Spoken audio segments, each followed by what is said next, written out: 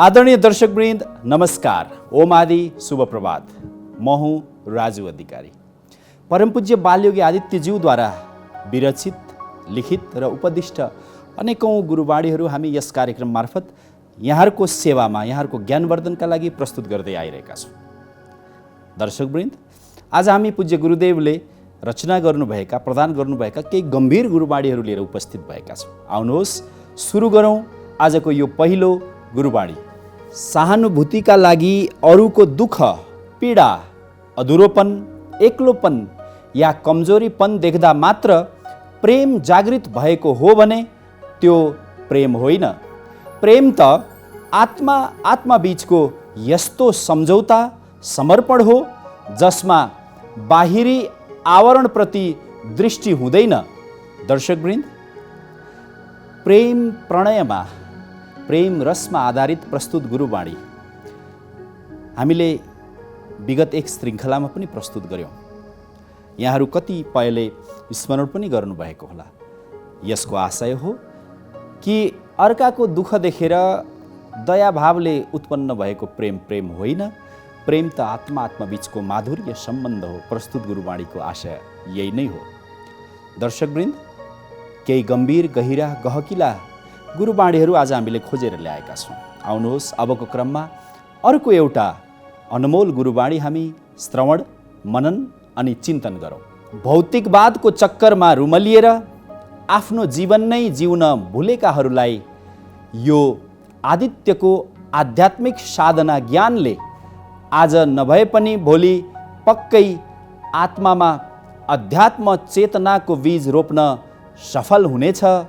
वचन रह्यो मेरो मातृभूमिको। दर्शकवृन्द, भर्खरै उच्चारण गरिएको, वाचन गरिएको गुरुवाणी व्याख्या गरिरहन आवश्यक छैन। हामी आजभोलि हिँडिरहेका त छौँ, तर बाटो भुलेर, अर्थात् कहिलेकाहीँ नहिँड्नुपर्ने बाटो पनि हिँडिरहेका छौँ, नजानुपर्ने बाटो गइरहेका छौँ र आध्यात्मिकता कुल्चेर भुलेर भौतिकवादको उग्र चक्करमा छौँ। पूज्य गुरुदेवले यसै दलदलबाट निकाल्न हामीलाई आफ्नो आश्वासन दिनका लागि प्रस्तुत गुरुवाणीको रचना गर्नुभएको। आज हामी यसै पनि केही गम्भीरतम दिव्यवाणीहरू छनौट गरी यहाँहरूको ज्ञानवर्धनका लागि प्रस्तुत गर्दैछन्।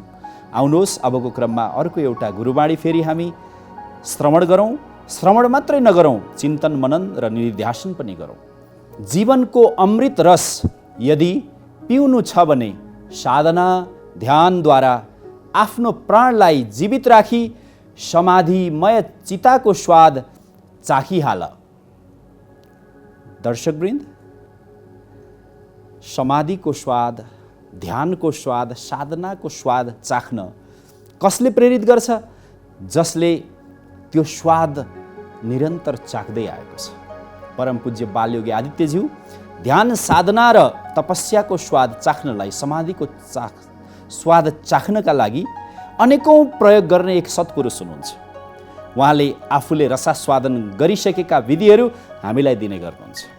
पूज्य गुरुदेवले प्रस्तुत गुरुवाणीका माध्यमबाट अपिल गर्नुभएको छ कि ढिला नगरी ध्यान साधनाद्वारा समाधिमा डुबुल्की मार्ने स्वाद चाखिहालौँ। अलिक गहकिलो लाग्ला यो गुरुवाणी यहाँहरूलाई, तर आखिर जीवनको लक्ष्य भनेको यही नै हो। दर्शकवृन्द, ज्ञानका वाणीहरूले हाम्रो चर्म चक्षु उगार्छ, ज्ञान चक्षु उगार्छ। आज हामी ज्ञान चक्षु खोल्ने केही मिश्रित गुरुवाणी प्रस्तुत गर्दैछौँ। आउनुहोस् अबको क्रममा यस्तै एउटा महत्त्वपूर्ण गुरुवाणी हामी श्रवण गरौँ। आफूलाई अहङ्कारी बनाई म भन्ने प्रकृतिलाई छोडी केवल एक आत्मा स्वरूपमा मात्र उपस्थित हुँदा उत्सव स्वतः आत्माले मनाउँछ। प्रिय दर्शकवृन्द, फेरि पनि हामीलाई यही सन्देश आएको छ कि अहङ्कारी दुर्भाव छ, यसलाई छोड्नुपर्छ। सबै कुरा मै गरिरहेछु भन्ने मपाइत्वको भावलाई पनि छोड्नुपर्छ र आत्मस्वरूपसँग नजिकिनुपर्छ, अर्थात् आत्मामा डुब्न जान्नुपर्छ। यसो गरियो भने जीवन उत्सवमय हुन्छ, आत्मा उत्सवको प्रकाशले आह्लादित हुन्छ। प्रस्तुत गुरुबाणीको आशय पनि यही हो।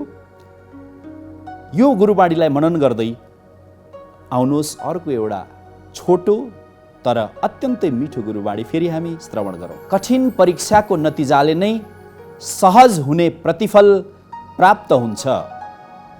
दर्शकवृन्द, वास्तवमा परीक्षा भन्ने बित्तिकै भयको कारण बन्दछ। तर त्यो जब हामी निर्भय भएर तर परीक्षालाई स्वाभाविक जीवन गति मानेर स्वीकार्ने हो भने, निर्भय भएर परीक्षा दिने हो भने हाम्रो जीवन सहज हुन्छ र कठिन परीक्षा दिने साहसले नै जीवनलाई सहज बनाइदिन्छ, सुन्दर बनाइदिन्छ, सिँगारिदिन्छ। प्रस्तुत गुरुबाणीको आशय यही नै हो। हरेक परीक्षार्थीका लागि यो जीवन मन्त्र हुनुपर्दछ। दर्शकवृन्द, आउनुहोस् अर्को पनि एउटा गुरुबाणी हामी श्रवण गरौँ अनि श्रवण गरिसकेपछि गुरुबाणीलाई बारम्बार चिन्तन मनन गरौँ र गुरुबाणीले भने जस्तै हामी बाणीका सूत्रहरूलाई जीवनमा उतार्ने प्रयास पनि गरौँ। यिनै अपिलका साथ आउनुहोस् आजको क्रममा हामी अन्तिम गुरुबाणी यहाँहरूलाई प्रस्तुत गर्दैछौँ। अगाडि आउने कुराहरूलाई अहिले नै मनन गर, जीवनमा कहिल्यै पछि पर्ने छैनौ। दर्शकवृन्द, सुरुमा त हामीले निकै गम्भीर वाणीहरू प्रयोग गऱ्यौँ, यहाँहरूलाई देखायौँ, यहाँहरूलाई सुनायौँ। अन्तिम क्रममा भने यो सजिलो सरल बोधगम्य गुरुबाणी छ। तपाईँ हामी खाँदा भोजन गर्दा पार्टी भोज भत्तेरमा जाँदा पनि त सुरुमा भारी गहकिला र गरिष्ठ कुराहरू खान्छौँ, अन्तमा मधुर मिष्ठान्न खान्छौँ सुपाचनका लागि। आजको श्रृङ्खलामा प्रस्तुत गुरुबाणीलाई हामी मधुर मिष्ठान्न मानौँ, जसले हामीलाई प्रेरित गरेको छ कि भविष्यमा के कुरा आइपर्नेछन् आफ्नो जीवनमा कमसेकम एक दुई पल्ट त सोचौँ। हामी सोच्दै नसोची हाम फाल्छौँ, हात हाल्छौँ, जाइ लाग्छौँ, कदम उठाउँछौँ, सुरु गरिहाल्छौँ अनि पछि गएर हामी पछुताउँछौँ। दर्शकवृन्द, अगाडि आउने कुरालाई अहिले मनन गरौँ। पतञ्जलि ऋषिले पातञ्जल योग सूत्रमा लेख्नु भएको छ, हेयम दुःख मनागतम। भविष्यमा आउने दुःखलाई अहिले हटाउने चेतना नै के हो? योग हो। त तपाईँ हामी सबै रोगी र भोगी होइन, योगी बनौँ। भविष्यमा आउने गम्भीर घटना दुर्घटनाहरूलाई चिन्तन मनन गरेर पाइला उठाउँ। दर्शकवृन्द, परम पूज्य गुरुदेवले हजारौँ गुरुबाणीहरू दिनुभएको छ। आज हामीले केही गहकिला र केही सरल गुरुबाणीहरू यहाँहरूको ज्ञानवर्धनका लागि प्रस्तुत गरौँ।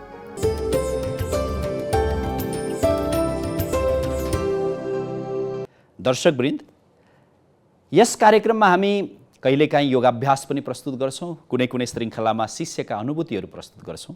यदाकदा हामी ओम आदि फाउन्डेसन र पूज्य गुरुदेवका आविष्कारहरूमा, स्थानहरूमा, आश्रमहरूमा, मन्दिरहरूमा सञ्चालित हुने क्रियाकलापहरूलाई पनि जोड्दै आएका छौँ।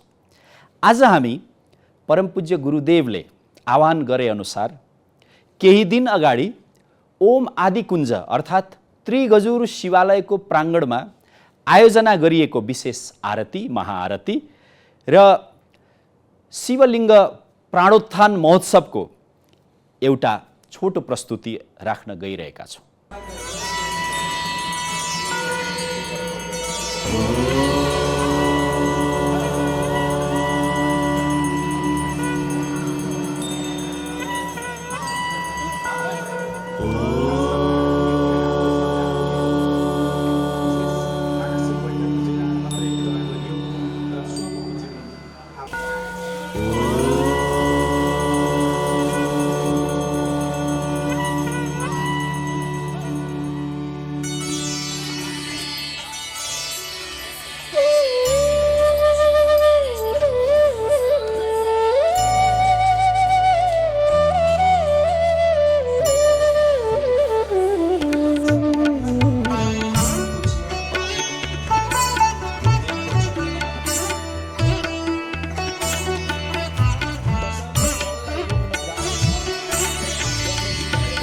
आदि अनादि आदित्याय परम ज्योति आराध्याय ओम नमो नमः।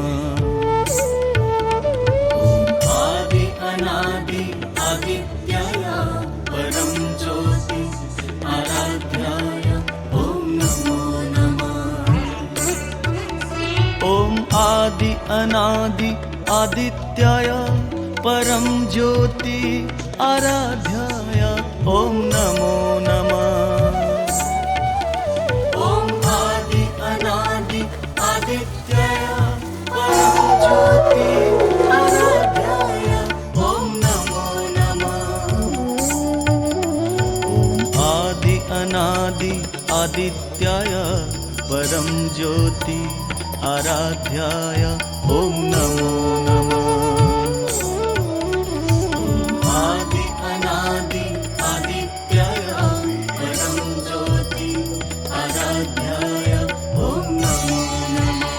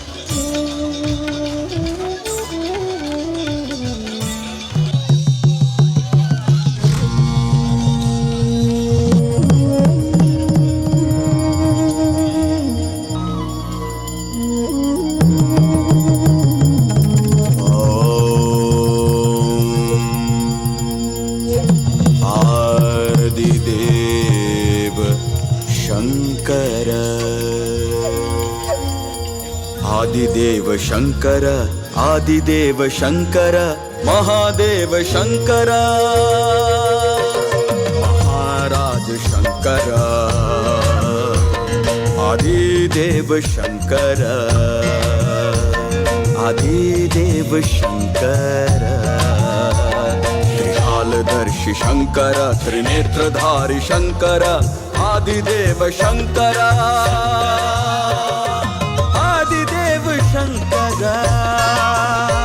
भस्मेश्वराय शंकर नागेश्वराय शंकर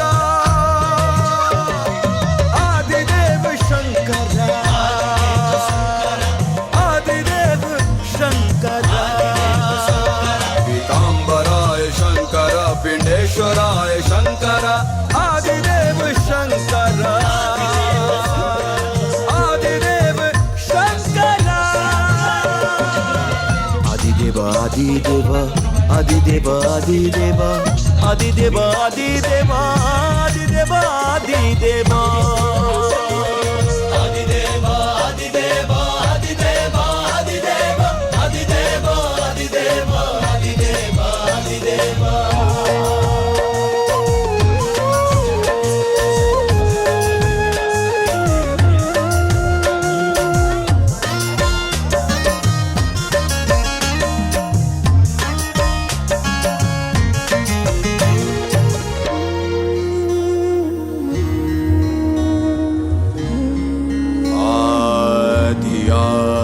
आत्मा मोक्षात्मा आदि मंत्र मोक्षद्वार आदि मुस्कान सर्वत्र वासन आदि शक्ति अलौकिक धाम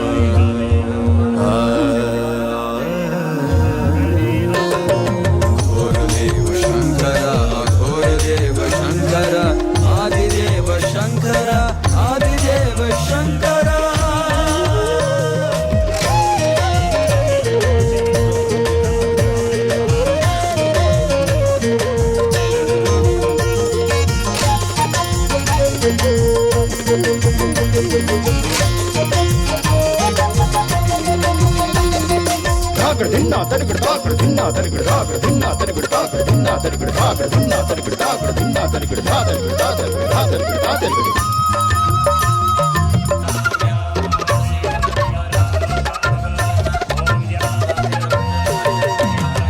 आदि नयन गंगा सागरम आदि लीला कृष्ण चरित्रम आदि गाथा शौर्य जगत आदि जीवन सर्व समर्पण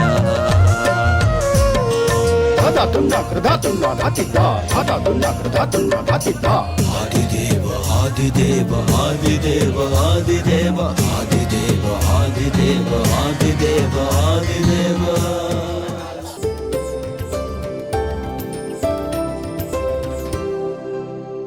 श्रद्धेय दर्शकवृन्द, यो शीतल प्रातःकालमा हामीले ज्ञानका शीतल बाणीहरू श्रवण गऱ्यौँ।